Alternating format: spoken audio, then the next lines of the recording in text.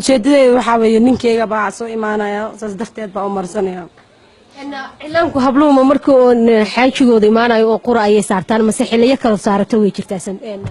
maya xilliyo kale waa jiraan laakiin waqtigaas baa khaasiska ah waa la iska marsadaa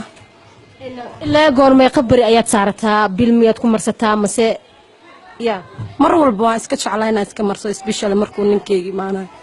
يعني سرادة إعلانك أو قرمية أوتما ده هجاجنتي سمعت مساء مالا كلا نود هجاجنتي ما أنت إعلانك مع بس هو ماذا إعلانك مركي أنت نقول مرينا يهدى قاب قاري ما ديسين أدو عدل بطيا مساء وين وحقوق دوقية قرض أدو تمر إعلانك كوسارس إن أنا قاعد البضيس يعني إنه يقول مريم إن مركو ضي جو خرج بدن بايجا بحا إن دوان إسهاجاتي إعلان بامرصدا ما ذحبان هجاجيها صادرت خرج حوجا way kaaga lacag badan tahay miya sida aad sheegayso xilliyada kale ee xaajigaaga oo joogin marka uu joogo is hagaajinta way iga lacag badan tahay markuu is joogo baasday aad isku qurxiya nasteexa adigu cilaanka ma sugaysid miya maya baa cilaan ma marsan aniga timaha hagaajisanaya taasha dhixaya marka in dhiseen naga dambeeyay ama labis ka dambeeyay hablay Soomaaliyeed ay diideen miya oo cilaanka ku joojinayaan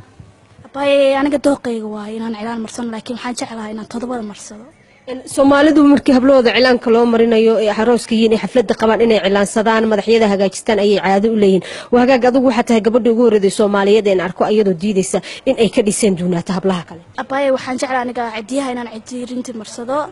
markaan saadarteeda gacmahayga cadcad rabaa waxa ayana dhinaceeda fadhisaa inan kale ayana geeskeeda ka sugaysa in walaal ku soo dhawow magacayga Yaasmiin Yaasmiin ay waxa meeshan u timaado bal inooga faalo waxaan meeshan u imaaday inaan timaha ka hagaagsado ma aroosada tahay mase adiga oo aska ay isku hagaajinaysa aniga gabadhan malxiisadeeda ahay maanta oo malxiisadu tahay in adigu ma ka duwan tahay ra'yiga marka ay qabto nasteexo cilaanka ma marsanaysa mase adna ma waad la qabtaa ra'yiga maadaama ay aroosada cilaan marsaneen anigana ma marsan karo sidaas marka ku diidaysa laakiin ma xiisaysaa inaad cilaanada marsato aad timaado meelaha hablaha lagu qurxiyo aad baan u xiiseeyaa cilaanka inaan marsado timaha hagaagsado oo saalumada aan imaado in hablaha Soomaaliyeed ee cilaanka marsado iyo kuwa aan cilaanka marsan maxay ku kala duwan yihiin aad dhihi kartaa marka Yaasmiin